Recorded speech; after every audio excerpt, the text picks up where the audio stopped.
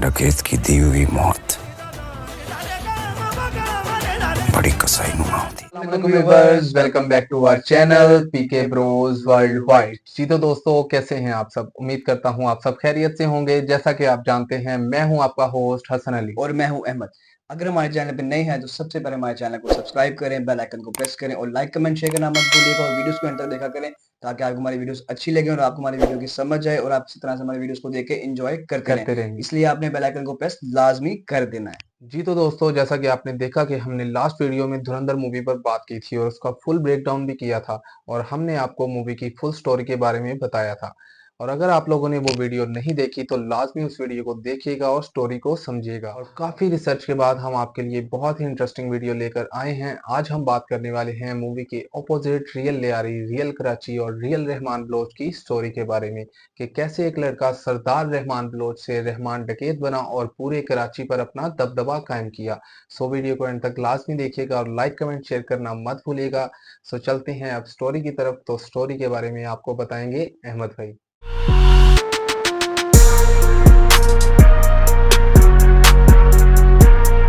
जी दोस्तों, जैसा कि आपने हमारी लास्ट वीडियो में देखा होगा कि हमने धुरंधर मूवी के बारे में आपसे डिस्कस किया और आपको हमने उसकी रियल स्टोरी के बारे में बताया, लेकिन वो रियल स्टोरी मूवी की थी। और अब हम आपको बताएंगे इसके बिल्कुल ऑपोजिट के असल में रियल में रहमान डकैत कौन था और उनका क्या करेक्टर था और वो क्या करते थे। तो हम सबसे पहले स्टार्ट करते हैं कि सबसे पहले आपको जानना पड़ेगा लियारी क्या है।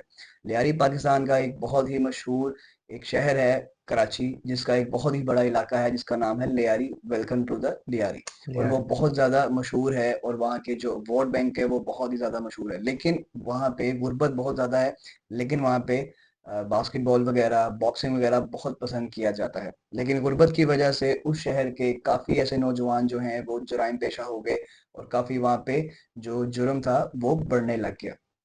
और इसी तरह आज से 50 साल पीछे जाएं तो लियारी के अंदर एक बच्चा पैदा होता है जिसका नाम रखा जाता है सरदार रहमान बलोच, जिसके वालिद का नाम होता है अबू मोहम्मद और वालदा का नाम होता है खतीजा बीबी। और उनके वालिद का जो कारोबार होता है वो होता है ड्रग स्मगलिंग का। इस तरह से एक बच्चा पैदा होता है जिसका नाम होता है सरदार रहमान बलोच। ये भी कहा जाता है कि सरदार रहमान बलोच ने अपनी जिंदगी का पहला जो क्राइम किया था वो 13 साल की उम्र में किया था, जब उनके अपने नेबर के साथ लड़ाई हुई और वहाँ पे उन्होंने एक कातिलाना हमला कर दिया चाकू के साथ और वहाँ पे उनकी डेथ हो गई। यहाँ से जो उनकी क्राइम की एक ज़िंदगी है वो शुरू होती है और वो क्राइम करते करते डिफरेंट किस्म के काफ़ी ऊपर आ जाते हैं और बहुत ताकतवर हो जाते हैं और वहाँ पे बत्ताखोरी वगैरह, किडनैपिंग वगैरह में भी शामिल हो जाते हैं। इस दौरान एक बहुत ही बड़े गैंग का जो लीडर होते हैं जिनका नाम होता है हाजी लालू, उनकी नज़र पड़ती है रहमान बलोच के ऊपर। और यहाँ पे 2 गैंग हैं, एक दाद मोहम्मद का गैंग है और एक हाजी लालू का गैंग है, जिनकी आपस में बहुत ज़्यादा लगती है। दोनों लियारी के डिफरेंट इलाकों के गैंग है और इनके आपस में इलाके वगैरह बांटे हुए हैं और आपस में इनकी बहुत ज़्यादा लगती है। यहाँ पे नज़र पड़ती है हाजी लालू की रहमान डकैत के ऊपर और वहाँ से रहमान डकैत शामिल होते हैं हाजी लालू के गैंग में और वो मिलकर किडनैपिंग वगैरह डिफरेंट किस्म के जो जराइम है वो पेश होते हैं, वो करते हैं। उसके बाद एक दिन 90s में, अर्ली 90s में एक बिजनेसमैन को वो किडनैप कर लेते हैं और यहाँ पे हाजी लालू को शक होता है कि जैसे कि वो अपना हिस्सा पहले रख लेते हैं और मेरे साथ दगाबाजी धोखा कर रहे हैं। लेकिन जब इनकी डेथ होती है हाजी लालू की तो फिर जो उनके जो गैंग की कमान है वो संभालते हैं उनके बेटे अरशद पप्पू। और अहमद भाई, मैं एक और बात बताता चलूं। जो रहमान डकैत थे वो हाजी लालू से मिलने से पहले, उनके गैंग में शामिल होने से पहले उनका खाली लियारी पे दबदबा था।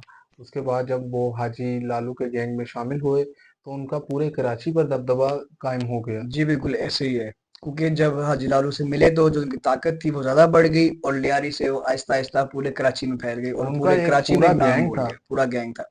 फिर यहाँ पे जो होते हैं, जब अरशद बब्बू कमान संभाल लेते हैं और यहाँ पे रहमान डकैत उस गैंग से बाहर हो जाते हैं और वो एक अपना ही गैंग बना लेते हैं और ज्यादा पावरफुल हो जाते हैं। लेकिन यहाँ पे अरशद बब्बू को शक होता है कि उनको शक होता है कि इन्होंने मेरे वालिद के साथ धोखा किया था और यहाँ से इन दोनों गैंग्स की आपस में गैंग वॉर होती है और ये तकरीबन 6 साल तक चलती है और तकरीबन कहा जाता है कि 1000 बंदा इस गैंग वॉर का शिकार हुआ और लियारी के हालात बहुत ज्यादा यहाँ पे खराब हो गए।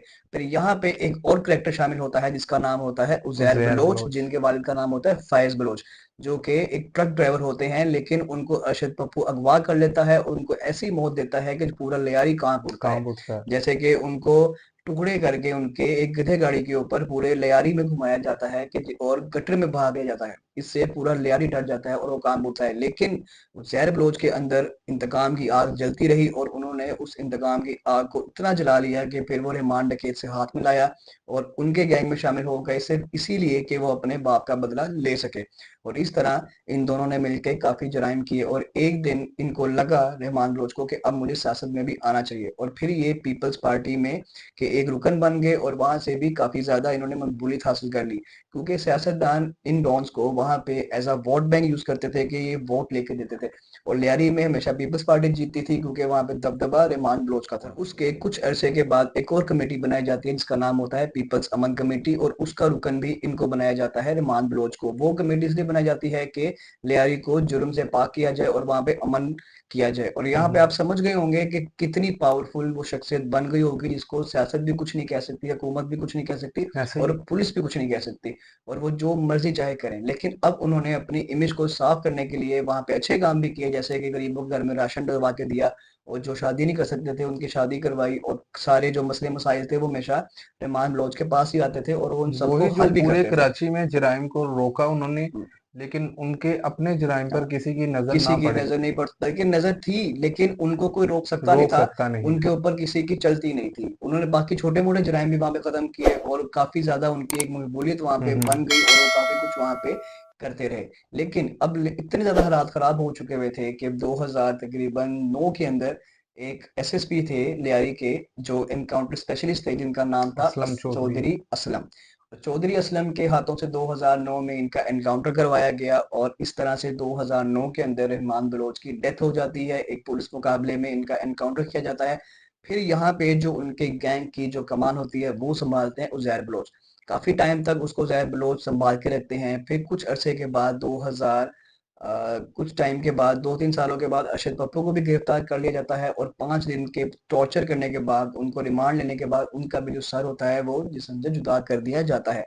और फिर 2012 या 13 में उज़ैर बलोच को भी गिरफ्तार कर लिया जाता है और कहा जाता है कि आज की डेट में भी जेल के अंदर ही हैं। और इस तरह से लियारी को साफ किया जाता है और वहाँ पे सारे गैंग खत्म किए जाते हैं और सबका एनकाउंटर किया जाता है और लियारी को एक साफ इलाका बनाया जाता है और वो आज भी उनके नाम वहाँ पे काफी मशहूर हैं। उम्मीद है कि आपको हमारी कहानी अच्छी लगी होगी जो हमने आपको कहानी सुनाई, और उम्मीद है कि आपकी नॉलेज में भी इजाफा हुआ होगा। पहले हमने आपको जो फिल्म की जो स्टोरी थी हमने आपको वो बताई। उसके बाद जो रियल स्टोरी थी जो असली है जो रहमान बलोच थे कौन, हमने आपको उनकी स्टोरी भी आज सुना दी है। उम्मीद है कि आपको अच्छी लगी होगी। पहले आप उसको सुने, फिर आप इसको सुने, फिर आप दोनों को कंपेयर कर सकेंगे कि मूवी में क्या है और रियल में क्या है। अगर आपको हमारी जो स्टोरी है, जो आपको हमारी कहानी अच्छी लगी तो लाइक कमेंट शेयर लाजमी लाजमी कीजिएगा कीजिए। और चैनल को सब्सक्राइब भी लाजमी कर दीजिएगा। तो चलिए दोस्तों, मिलेंगे हम आपको नेक्स्ट वीडियो में। तब तक हमें इजाजत दीजिए और अपना ख्याल रखिए। तब तक के लिए खुदा अल्लाह हाफिज। हाफिज।